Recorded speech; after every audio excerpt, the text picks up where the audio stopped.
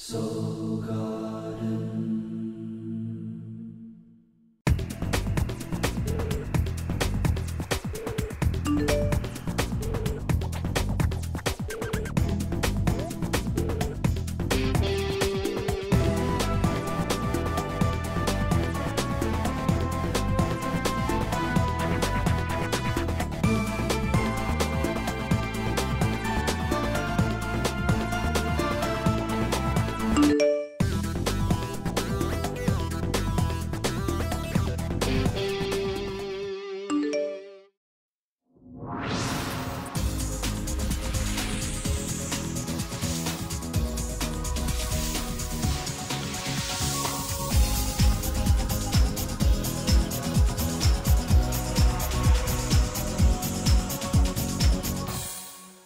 Hello, welcome to Soul Horoscopes Weekly Edition. I'm your host of the universe, Christopher Witecki. And this week, Archer, your free horoscope is sponsored by Soulmart.me, where we now have the 2012 Act 2 videos available for immediate download if you purchase now. So come on down. I cover April, May, and June of the next 3 months. I get super deep. I show you all the trends, what's going to happen, what's not going to happen. Basically, it's 2 more months of a lot of inner cleaning. Not happy news, but I talk about what it is so you can pass with flying colors, so to speak. And come on down to soulgarden.me. We've got the most awesome place in the universe for Sagittarius to hang out. We also have David Hauser, who is our Sagittarius writer. He actually posted some interesting inner child hugging words. I'm not going to try to quote him. And a Jamie Foxx video, dancing his underwear. You answer that, David. Actually, Jamie Foxx is really funny. I didn't even know Jamie Foxx was Sagittarius. Super funny. But come on down. We got the place for the archers. Now, you are working on inner child. That's why David Hauser posted that, because it's time to play. It's time to express your inner child. It's time to live in your heart and differently. That's what Sagittarius are fighting. They're stepping into their heart in a different way. Maybe you're letting an old story die. Maybe you're letting an old creative project go. Maybe you're letting childhood pain go. But it really is a new day now for Sagittarius and their relationship to loving themselves, which turns into loving life. All right. Now, as we begin on Monday, the sun is the day, so there might be a breakdown, an inner child temper tantrum. Something might not go right. Whatever doesn't go right is a clue as to what you want to focus on. The moon itself is in Leo, so you're very philosophical. Maybe you're a little passionate about the way things should be, and that might be part of the issue, but it certainly does balance the energies to some degree. Let us not forget Mercury is retrograde, so one of the subplots going on right now is you're also reconsidering the special needs and self-nurturing to this tender inner child. So some of it's about inner child not happy, some of it's about, hey, what can you do to make inner child happy now that it's not happy, right? So that's part of what it is. Moving on to Tuesday, it's breakthrough day. It's Mercury ruling the day. It's the last time Mercury rules a day while it's in retrograde. So you're really probably starting to consider what your special needs are emotionally, what you need to do for yourself to pamper yourself.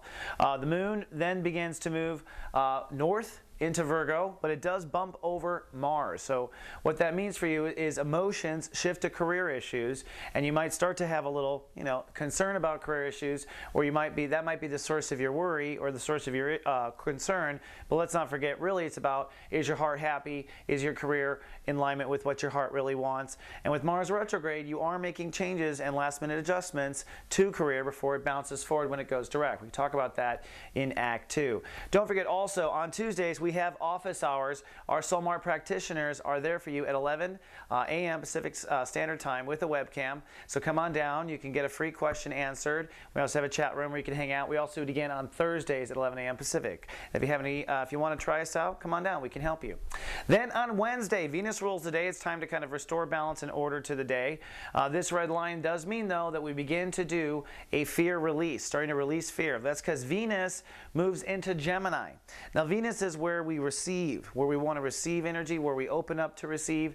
Venus moving into Gemini means that the Sagittariuses are now ready to receive from relationships, starting with yourself and ending with someone else. That's usually the arc of the entire thing. You're going to do a lot of work on receiving in relationships, especially when Venus goes retrograde. I talk about that in Act 2. But this is a fear, basically. On the one hand, you've got your relationships and where you want to go, and then going up to Neptune and Pisces means, can you continue to self-nurture yourself? Fears between your childhood and having the right relationship. Fears between your own self-nurturing and emotional needs and being in relationships. On the other hand, you being in relationships and career. How does career affect your ability to partner up and whatnot? And of course, career partnerships. So fears between relationships in two ways. The moon continues in Virgo on this day, so your emotions are still focused on career, and you're probably working out some of this fear base, in my opinion.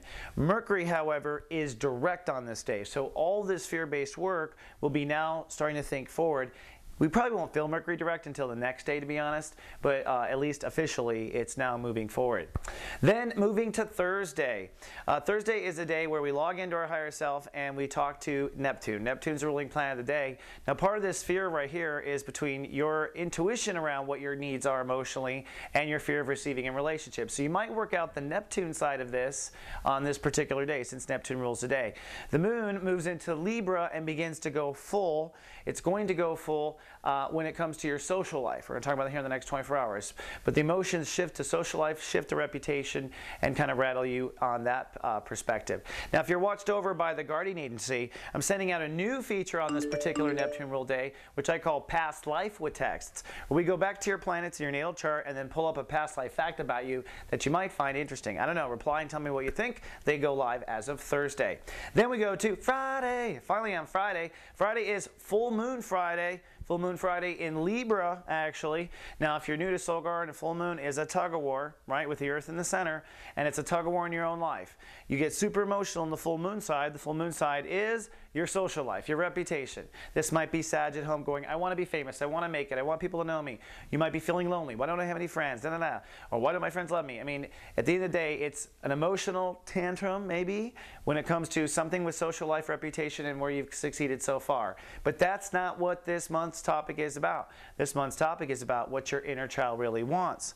So if you want this, or you want the society part fixed, you've got to focus your inner child on what's important to aim in that direction. At the same time, full moon is about release. So you want to let any kind of baggage, failures, old reputations, don't carry around that emotional baggage. Give yourself a clean start. You and where you belong in society is an old issue. Saturn retrograde right now is having you work on this issue. You're not going to figure out exactly where you belong in the world for another 60 days. I talk about that in Act 2, and I talk about why. But you're starting to feel this lesson on Friday. Now, don't forget, we have SG Live on Fridays with Carolyn Nagel and myself. That goes live at 11 a.m., what we call the SG prime time. And we have live chat, and from what I hear, it's getting kind of funny, which is good. We also have our guest, Zodiac Director of Aries, Bernadette Morgan, talking about strength and courage and slamming doors. So come on down. If you can't catch us live, we do keep it live over the weekend, or we keep it recorded. Then over the weekend, it really is kind of holiday energy. Saturn is an aggressive day. Mars is ruling the day, so you want to act on whatever that full moon sort of triggered. The moon transitions out of Libra and into Scorpio, so that's a little bit of a relief in one sense. It's not full. On the other, however, it is moving into your subconscious now, so it might be a moody and broody kind of weekend for you in that regard. So you're probably not going to want to be too public. You're probably want to be just with family or just with people you trust, and you'll be soul searching really Saturday, Sunday, but it's not the full moon, so it's not as intense, but it isn't sunny yet. Don't worry, moon's moving into your sign after this, not a big deal. And you want to act on, you want to put your inner child's dreams into motion on Saturday. You want to hold space on Sunday, basically, is the formula for this successful holiday spring weekend. All right, that's all I have for this 7-day forecast, but I will see you in 7 more, right? Until then, live, love, be.